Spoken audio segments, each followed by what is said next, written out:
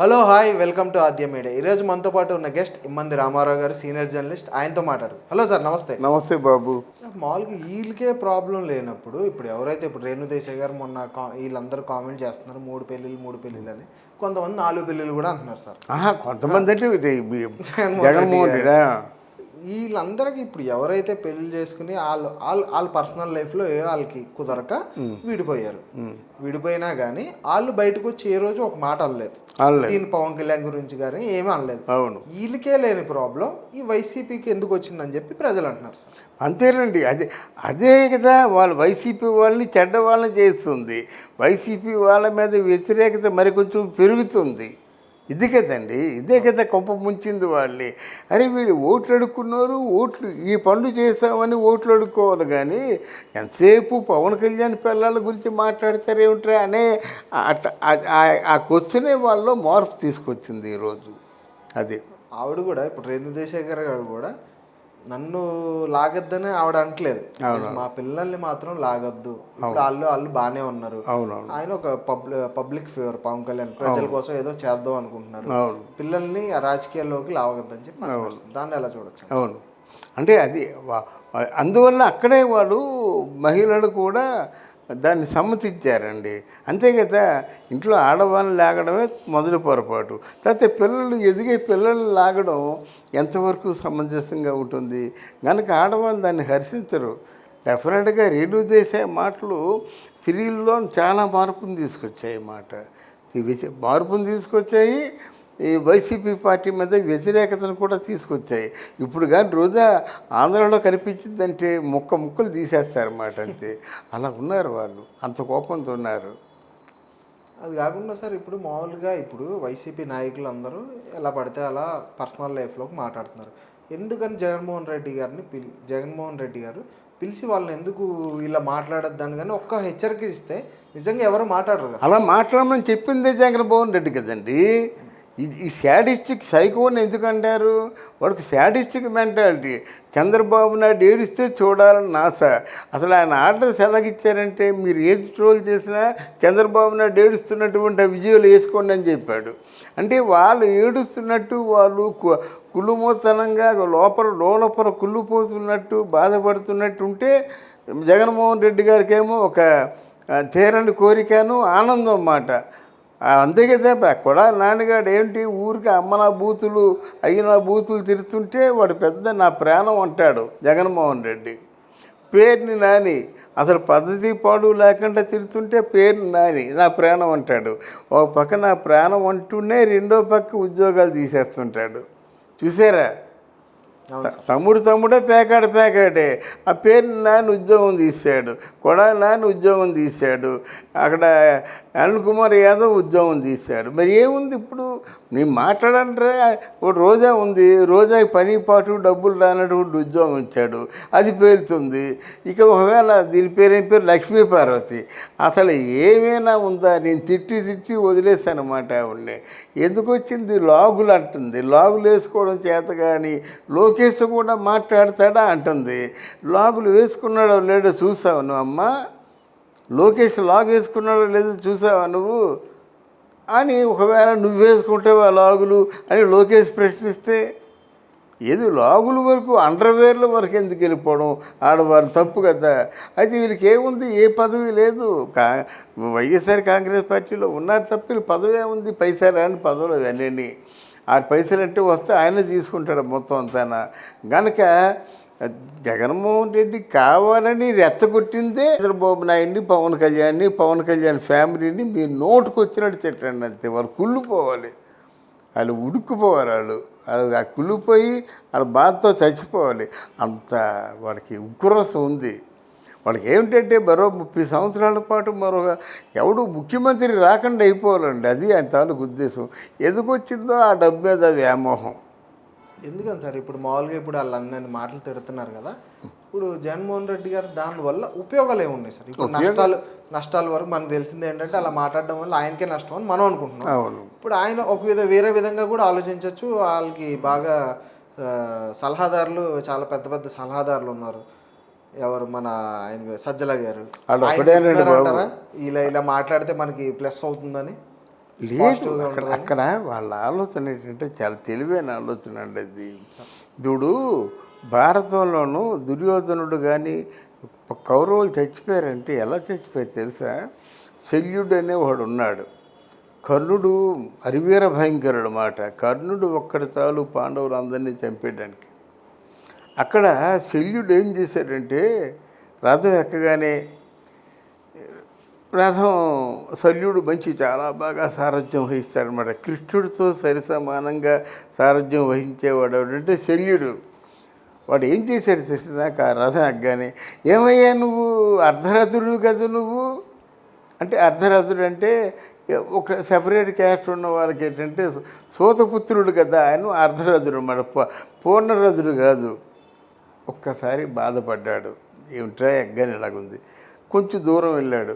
ఏంటి నువ్వు అర్జునుడితో యుద్ధం చేసేద్దామనే ఆలోచనతో వెళ్తున్నావా? నీకు మరి పరశురాముడు నీకు అస్త్ర బ్రహ్మాస్త్రం ఇవన్నీ ప్రయోగించినప్పుడు సరిగ్గా యుద్ధం సమయంలో నువ్వు అన్నీ మంత్రం మర్చిపోతావు అన్నాడు, గుర్తుందా అన్నాడు.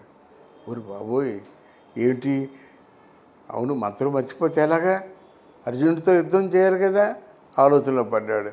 మరికొంచెం దూరం ఉండేసరికి, ఏమయ్యా నీకు శాపం ఉంది భూదేవి, నీ తాలూకు రథం భూమిలో కూరుకుపోతుంది యుద్ధ సమయంలో, అది నీకు గుర్తుందా అంటే ఇలా చెప్పడం వలన సరిగ్గా యుద్ధానికి తలపడే సమయానికి సగం చచ్చిపోయాడు కర్ణుడు.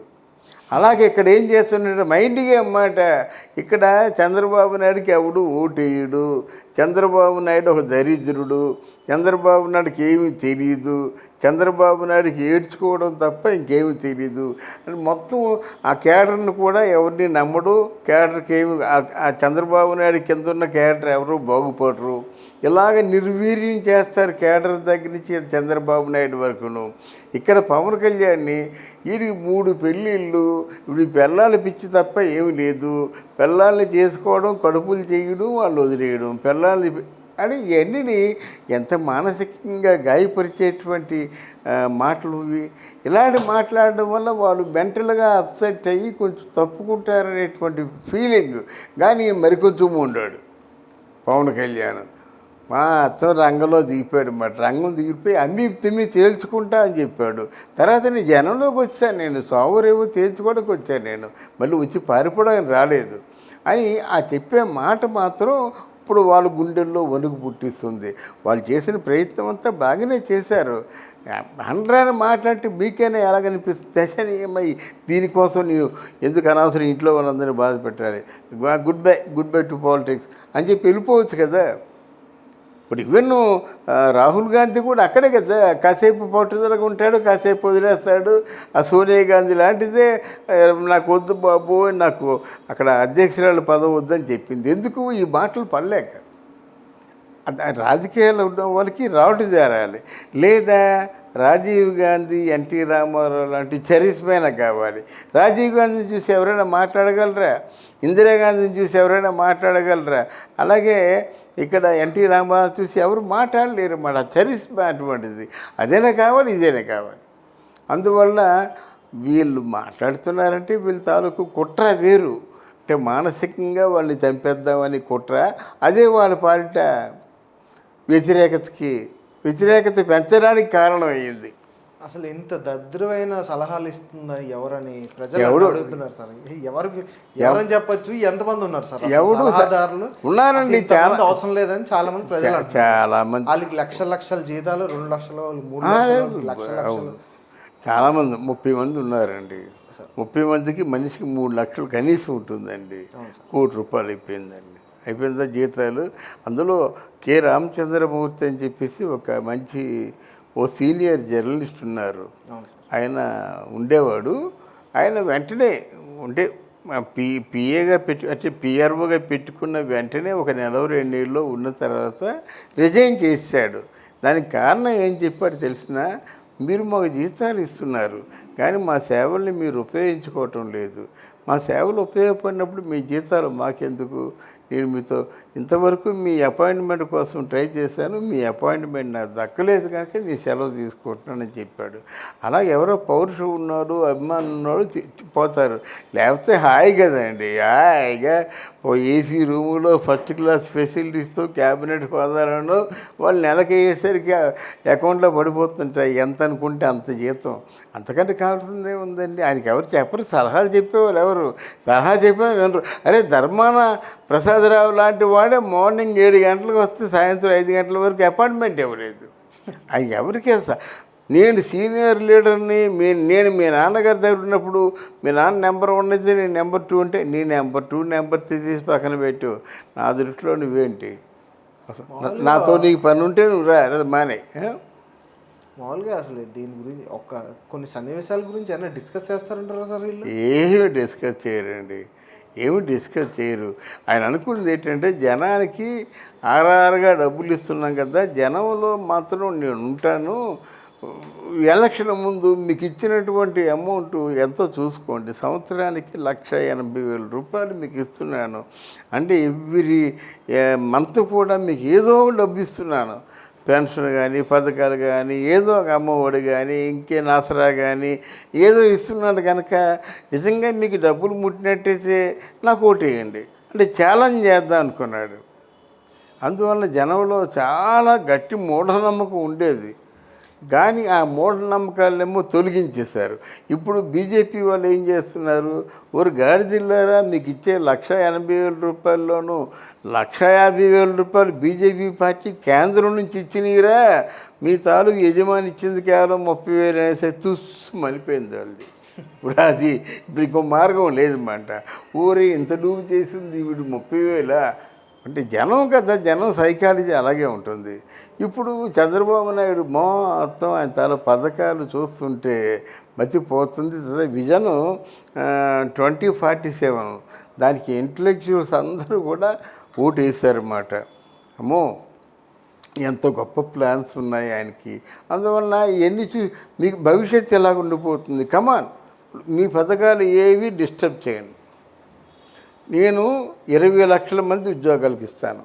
ఇంకేముంది, ఇప్పుడు ఈరోజు ఆంధ్రాలో ఉన్నటువంటి నిరుద్యోగ సమస్య తీరిపోయే ప్లాన్ వేస్తా. 2047 వచ్చేసరికి మాత్రం నేనున్నా నాకపోయినా ఆయన ఎందుకు ఉంటాడు, 2-3 సంవత్సరాల్లో పోతాడు. వచ్చేసరికి మాత్రం నా ఈ విజన్ 2047 ప్రకారంగా మీరు మసలుకుంటే మాత్రం దేశంలో నెంబర్ 1 స్టేట్గా ఉంటుందని ఛాలెంజ్ చేసి చెప్పాడన్నమాట. అదో యూత్లో బాగా పనిచేస్తుంది ఇప్పుడు. Okay sir, thank you sir. Thank you very much.